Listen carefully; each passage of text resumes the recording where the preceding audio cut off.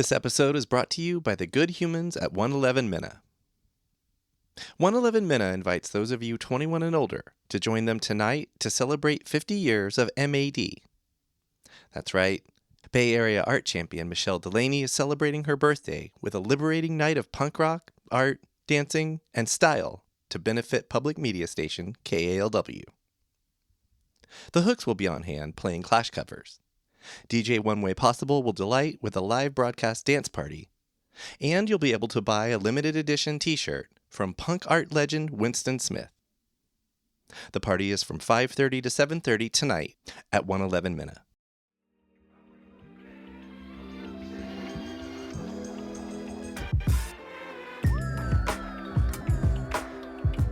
But you just see a lot of beauty and a lot of sadness on that bridge. You know, we get to see whales and sea lions, and there's nests inside the bridge. It's just really cool. That was Lisa Davidson, foreperson of the ironworking crew on the Golden Gate Bridge.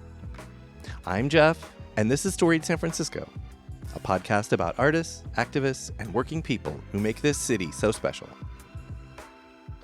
This is part 2 of my episode on Lisa. If you missed part 1 earlier this week, please go back and listen to that. In this episode, Lisa talks about the various jobs she's had since moving to the Bay Area in the mid-90s. From animation movie prop work to ironwork on structures like Chase Center and the Golden Gate Bridge. Here's the conclusion of my chat with Lisa Davidson. Let's go through some of the things you've been doing since the 90s. Good. I know you, just for listeners, I met you at currently my last art show, which will no longer be the case when this comes out. But anyway, my art show in May. Great venue, great time. Great venue, good night. Yeah, Yeah, good night. I met both you and your friend Kat. Yes, my dear friend Kat. And I learned right away that you're an iron worker who's currently working on the Golden Gate Bridge. Yes, Kat is my publicist, yes, promoter. And then and from friend. there, I learned that you've done work on other structures and various structures in the city. In the city and the and Bay. outside the city, which is unfortunate. That listeners will know. So yes. maybe let's talk about that. Let's talk about how Let's only talk about the highlight projects, not the low. Sure. I'll mention one low one because nothing's really as glamorous as it seems. This is a realistic podcast, but I also want to leave people with a little bit of hope. Yes. So first I want to know, from your arrival, when did you figure out, ironwork is what I want to do? Okay. Well, so eventually from the prop thing, I started getting work on commercials and it was slowly getting better, but really, I was really at grunt level, thinking I'm a great artist. Why does anybody notice this? And I realized that there was a lot of competition for very small, job positions. And I did land, I'm jumping ahead a little bit, but that's fine because it was not very interesting. But I got a job working on James and the Giant Peach, the stop motion animation film. Henry Selick and Tim Burton.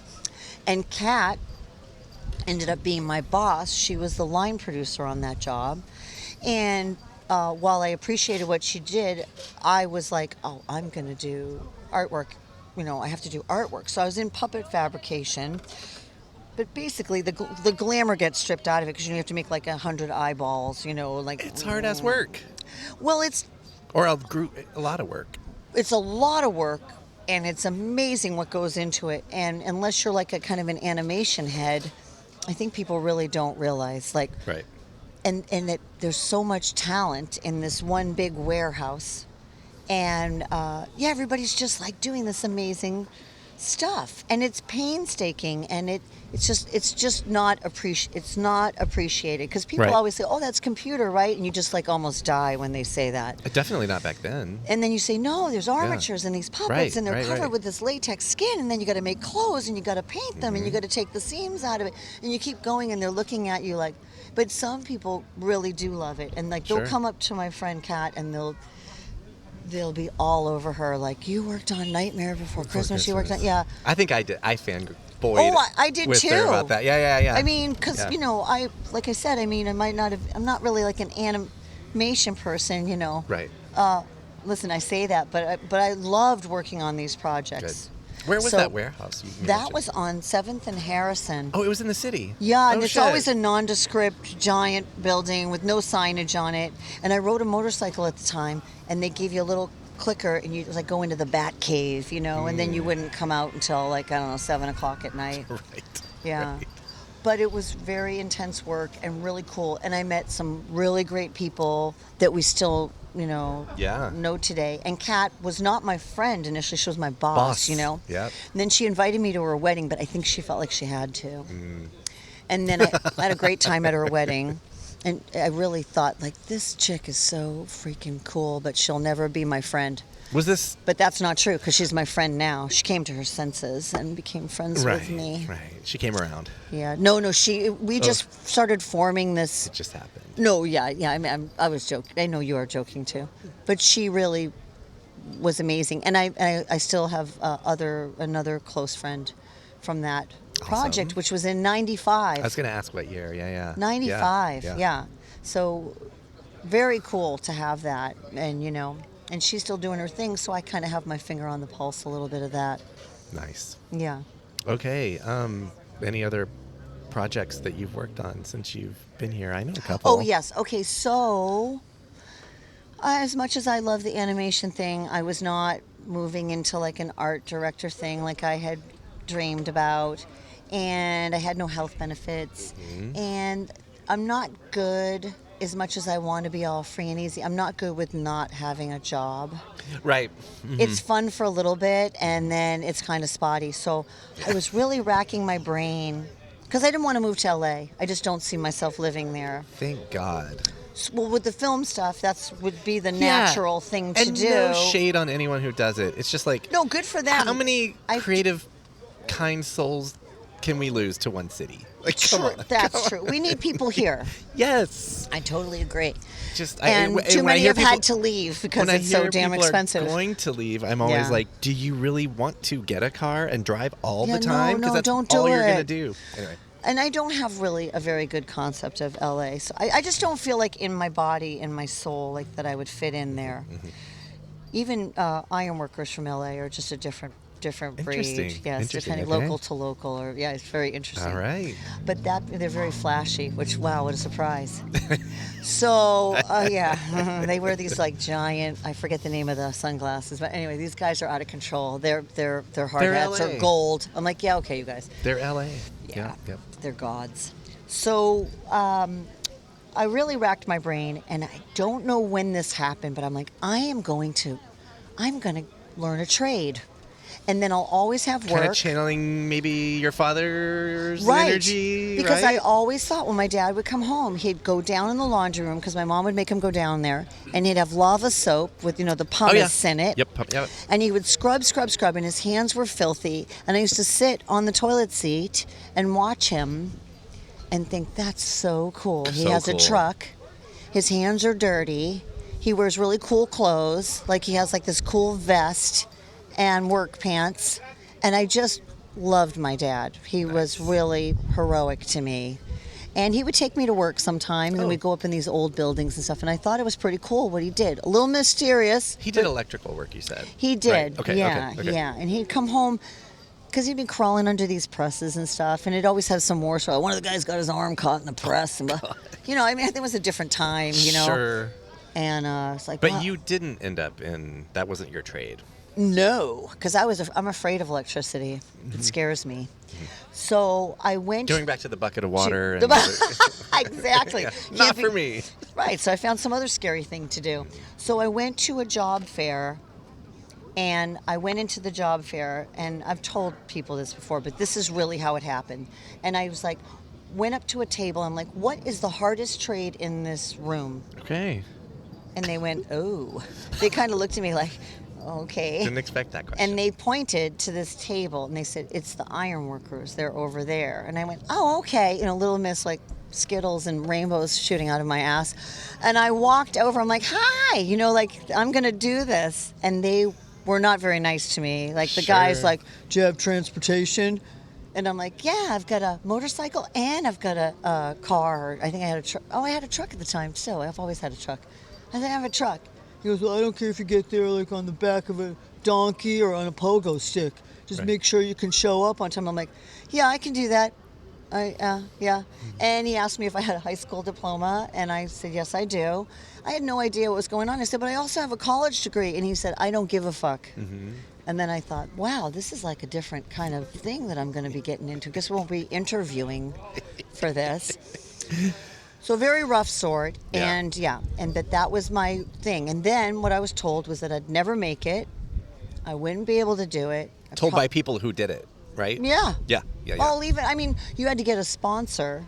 So you had to act, this is insane. I can't believe, I'm so out of body, right? You had to go to job sites and ask them to sponsor you. Do you know how uncomfortable and horrible that is? But I did it because I really wanted it. And for over 6 months, nobody would hire me. And I was going out of the Oakland local. No offense to my Oakland brothers and sisters, but that was my experience. And then I met this guy, Danny Prince, he was the president at the time. I'm not sure what capacity Danny was in, but he was definitely politically involved in the office, and he had spent many years in the field. Props to him. He said, what's going on with you? I think I was at like a woman ironworker thing, which consisted of like, 3 people or something, whatever. I was just really trying to network and get this sponsorship. We needed 6 weeks to get in, and I wanted to get going and be able to go to Saturday classes and eventually get vested so I could start my pension. So there's like, things going on. And he said, you come to 377 in San Francisco and I'll get you a job. I said, oh, okay. And I said, well, I have a logbook. And he goes, oh. I said, I had a book, and I write down who I talked to and what they promised me, which never happens. And the book was like super thick. And then finally I got a job. He kept me 6 weeks exactly and dumped my ass. That's fine. It wasn't because I did a bad job. It's just they were very uncomfortable with me being there, I could tell. Yeah. Because there were no women there. I was going to say because you're a woman. Right. Yep. They don't like that. What was that first job? Anything? Oh, it was precast. It's these big panels with, like a lot of parking garages are made out of precast. It's not glamorous at all. Okay. It could have been anything. I mean, it was cool. You learn stuff. It could kill you if the panel fell on you. There's rigging. You have to tack in the pieces and stuff. They get welded to an embed in the ground. It's kind of, you got to measure. You got to do things. But I didn't know what I was doing. I was just trying to stay out of people's way and try to learn things and stuff. And then I'd go to my Saturday classes, for school. It was a whole process. And then, I just kept going, and I kept getting told I couldn't do it, but I kept doing it. Or I didn't, what does your dad think of this? I said, never mind my dad. And then I started picking up on things, and I had a few mentors that would tell me, like, tell that guy to get fucked. And I'd be like that? And they're like, yeah, like that. Channel that Boston. Yeah, do it. Yeah. So, and then this is when I started saying, I think I kind of like this. And don't get me wrong, I went home a lot, tears, never cried at a job. Right. I really beat my head up against a wall for many, many, many years, and with highs and lows. Sure. But it just kept getting better, And just like the guys, I'd have good jobs and I'd have horrible jobs, just like anybody that does work. Right, sometimes you have great jobs, and sometimes you have really shitty jobs. Right. And a lot of it is who you're working with. Absolutely. So I landed some good ones. I got to work on Academy of Science, which was killer. Yeah. From the beginning until pretty much the end of the job. So I'm thinking I got to do a lot of different stuff on that job. Being there, is your memory of that whole project something like a time lapse of it coming together and being finished, and I watched and you're like, a holy time lapse shit. of it coming together. Awesome. Even with that, we were even in there when they were bringing some of the tropical, Yes. the orb. Oh, the rainforest. Yeah, we set the glass for that. So I got to weld, I got to rig. I worked at night when we couldn't be there when the public was there. Right. And I got to ride once my tools were on the job site, I rode my bike to work. Because I used to live up on Davidson, so I'd ride my bike to work. And it was like we had ravens that would come visit us at lunch.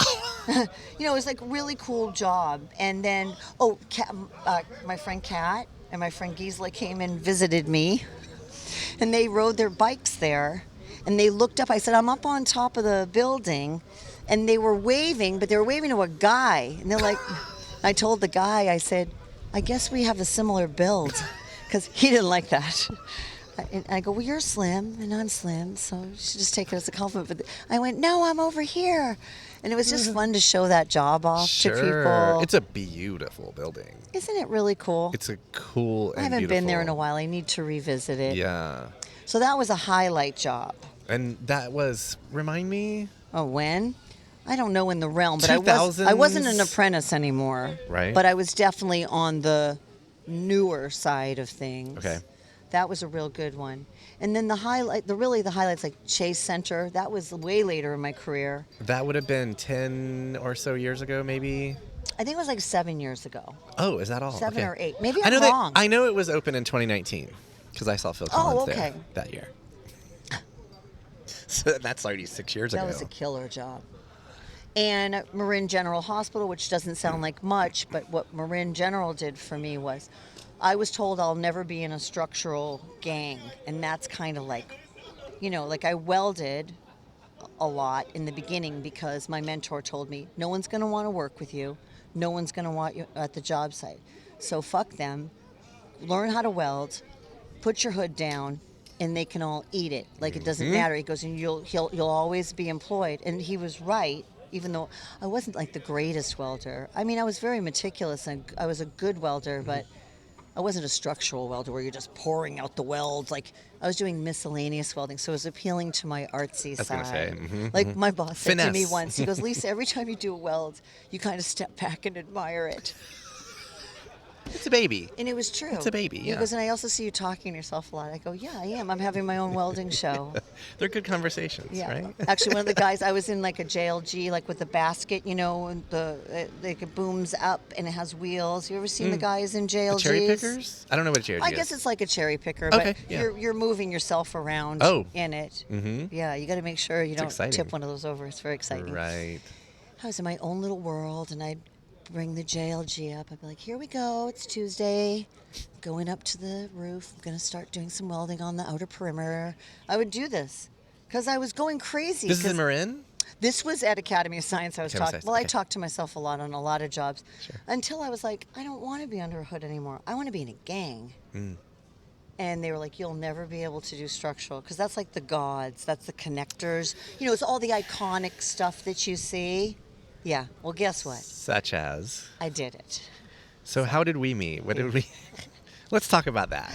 How did we meet? Or Meet the structural? What premises? Your current work. Oh, my current work. Let's talk about that. Oh, that. Okay, so that job is amazing. So I came off of Chase Center. I think I did something shitty in between. And then I was putting in like stone stairs in Moscone. It was horrible. Oh. Yes, and I was also going through my divorce, but I still got up and went to work, There you even go. though I was a mess. Anyway, on a brighter note. So then I took that job at the bridge and had no idea what I was getting into. And the guy that hired me said, you have to come in as a foreman. And I said, I can't come in as a foreman because I've worked on Bay Bridge a little bit, which was pretty cool. But I don't know bridge work because that's like, there's all these aspects of ironworking Sure. and they all get their own accolades, I was like, I always had a respect for, my ego's not so big that I can't say, hey, I don't know how to do this. I mean, I'm going to go for it, but I don't necessarily know how to do it, right? And the guys are the same way, but they won't admit it. Right. So I said, I don't know. Can't I just come in and be a hand, not a foreman? And, let me kind of get into it. He said, nope, you either take the foreman's job or you don't have it. And I thought, well, shit, I need a job. And I want to work on the Golden Gate Bridge. So I'm like, all right, I'll take it. And wouldn't you know, the guys I get are super bridgy guys. It's called being bridgy when you're bridgy. Okay. Or bridgy is a compliment when you're when you're an ironworker. When you're like, you're knots, you got all the tricks. We're in a tough spot and you're the guy that comes in and saves the day and they go, damn, you're fucking bridgy. Oh, I love that. Or you get called an asshole, which I think is a compliment now. I had a guy do that where he's like, wow, Lisa, you really are a fucking asshole. I was like, Really? Thank you, Stan. try. That's so nice. He goes, God, it's the happiest I've ever seen you look. Oh my It's like I'm God. doing my job. So, yeah, so the bridge, so I had all these very experienced guys, Yeah. and I've always handled it this way, and that's something my family always taught me. Always fit in, always be respectful of people. Like, I'm not saying I'm a perfect person, I'm just saying, like, I can do that. I'll never fit in because I'm a woman, but because I'd be kidding myself. It's just not going to happen. But I fit in pretty good. You know what I mean? Like, Being mindful of others kind of thing. yeah, just Yeah. respecting Yeah. other There's people, people around right? us. Yeah. And yeah. So that's what happened. As I went up to him, I went, "Hey, you guys, this is the deal. I'm your foreman, but you guys have years' experience on me in ironworking, but mostly the bridges. So They were bridgier already than you. we'll see about that. Oh, will we? No, but they were, yeah. Just by virtue of. But the fight in me experience. has to go. Yeah, no, Yeah, right, even though right. we know it's not true.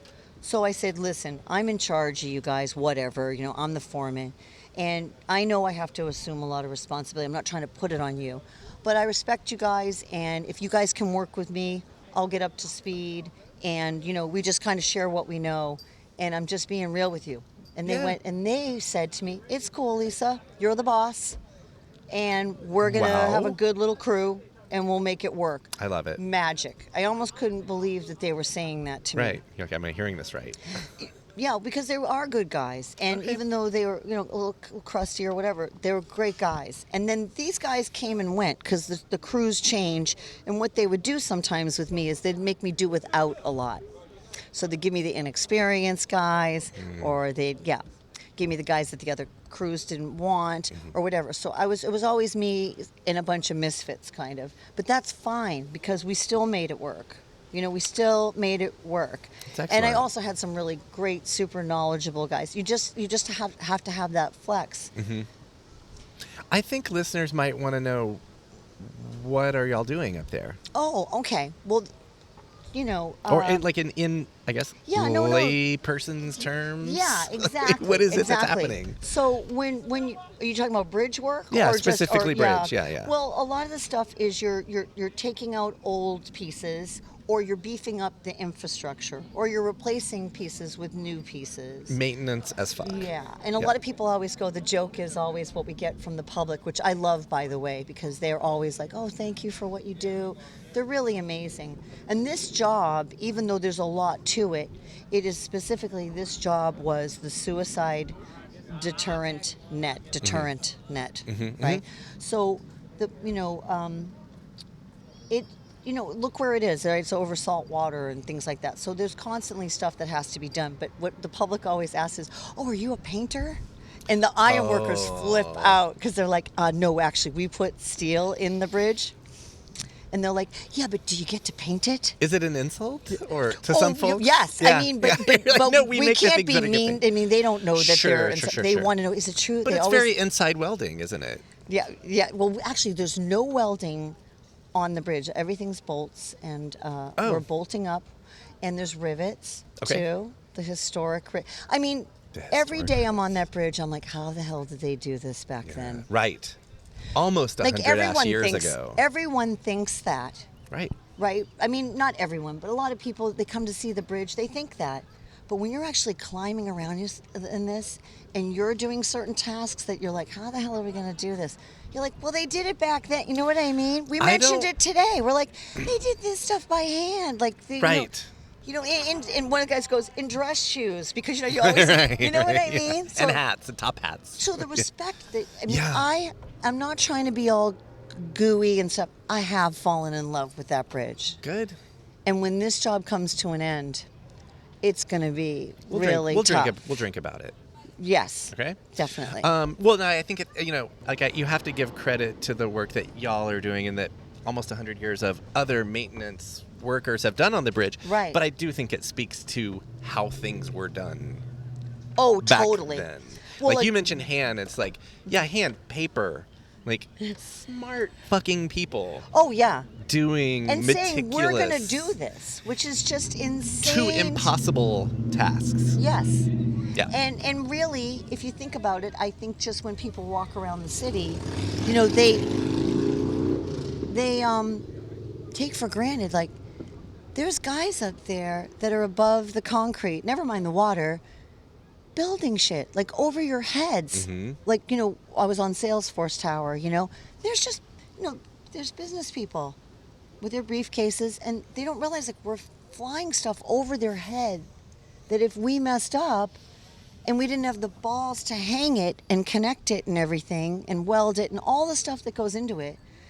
And let's face it, the other trades wouldn't have anything to do if we didn't give, the skeleton Right. of the skeleton of the building, the structural members of the building. And they don't even know what's going on up there. Mm-hmm. And that and I do want to speak to this, is that I really wish there was more respect for labor, because that's something, it hurts my heart actually, because we walk around and we kind of look like shit bags sometimes. I mean, I like the look, but I understand, I look like, maybe, I don't want to be politically incorrect, but, like, I'm off the streets. You do get treated really differently when you have to go run errands after work in your work clothes. I've had people follow me in Macy's when I had to go get, like, nylons or something for a wedding, and they're like, what the hell are you doing in the, it's like funny. It's kind of funny, but it's kind of sad too, because it's like, I don't feel like there's enough respect for the trades. And growing up, even though my dad was in a trade, that's what, no offense to my mom, but that was what the bad kids did. And really it takes a certain amount of heart and drive to have your boss go, all right, we're going to go do this. Most people wouldn't even climb over the rail and go down the ladder, let alone get handed a pneumatic tool and air hoses, and the thing weighs 1,000,000 pounds, and you're hanging your ass over the water. But they might also say there should be a net. Right. Right? Yeah. Yeah, and that's and that's another thing about the net, is that, like, I'm really proud. It's the project I'm most proud of, because I just feel like you're it's not foolproof, but you're doing something. And families have come up to us and thanked us that have lost loved ones to that bridge. And they're just like, we've been wanting this forever, and that means a lot. Totally. And we've helped people, and the bridge patrol guys have helped people, and they don't publicize it, and I understand that, and I'm not supposed to go into it too much.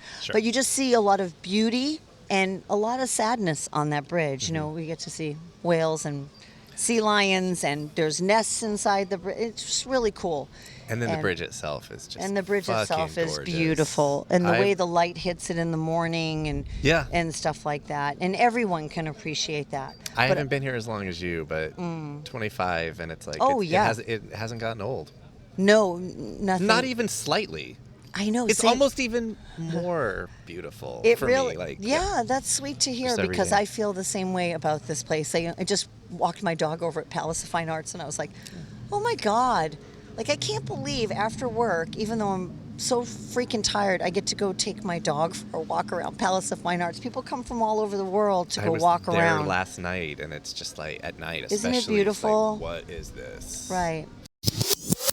And now, here's a quick word from one of Lisa's friends. Hi, my name is Kat Elioshin. I'm the producer and director of a documentary about Lisa Davidson. It'll be called Maiden of Iron, something like that. And we will need funds to make this documentary, so please just join hashtag Made of Iron documentary Instagram, and there'll be more info there. Thanks. I like being out in the world. I like talking to people. Sometimes, like I said, I kind of cringe afterwards, like, oh God, you talk to everybody. Like, even my dog just kind of, if he could eye roll, he kind of does. Like, oh God, I'm going to lay down. He's old, and he'll be like, because she's going to talk. But I do love meeting people, and I do like knowing what people do or like to do. And I don't want to be around everyone that's like me. And what's cool is, as I get older, I want more of that. So I'm not very excited about getting older. I have a lot of issues around it that I'm trying to work through. But I do like that I'm going the other way of the stereotype. If I have to give myself a little pat in the back, which is not easy for me, I want to be more open. I want to be around different people. And I also love when I This even happened in Ironwork. Like the crustiest, meanest looking guy ends up being my ally. The one that you're like, oh God, I got to stay away from that person. And the one that you think will be like there with you, your brother, have your back. No, not at all. And I'm like, I like being wrong. I don't like being wrong, but I like being wrong about that. So How else do we learn? exactly. Right. And I love, so it's nice to be pleasantly surprised. And then you're like, oh, all the preconceived notions I have are wrong. It's great. And it makes me really happy. I am feeling like more than ever, like as, you know, it's like, ooh, what's next, you know? Because I was out there 6 years. And so I'm just ready for what's next. That was Lisa Davidson. We recorded this episode at Equator Coffee in Fort Mason. On the next episode of Storied San Francisco, meet and get to know every kind of people artist, Risa Iwasaki Culbertson. Episode 4 drops October 14th, wherever you get podcasts. And we've also got a bonus episode with Brokath Stewart coming up. Stewart will talk about the release of his new book, as well as a party to celebrate it. Our bonus podcast with Brokath Stewart drops October 10th. Music for Storied San Francisco was produced, performed, and curated by Otis McDonald. Our contributing producer is Aaron Lim of Bitch Talk Podcast. And the show is produced and hosted by me, Jeff Hunt. Now in our 7th season, we have more than 270 episodes available on our website, storiedsf.com, or wherever you listen to podcasts. If possible, please rate and review the show. I want to know what you think. Follow us on Instagram, Threads, and Blue Sky at storiedsf, and reach out to us there or email us at storiedsf@gmail.com. Thanks for listening. Be super careful crossing the street, and keep being wacky, creative, and kind out there. See you next time on Storied San Francisco.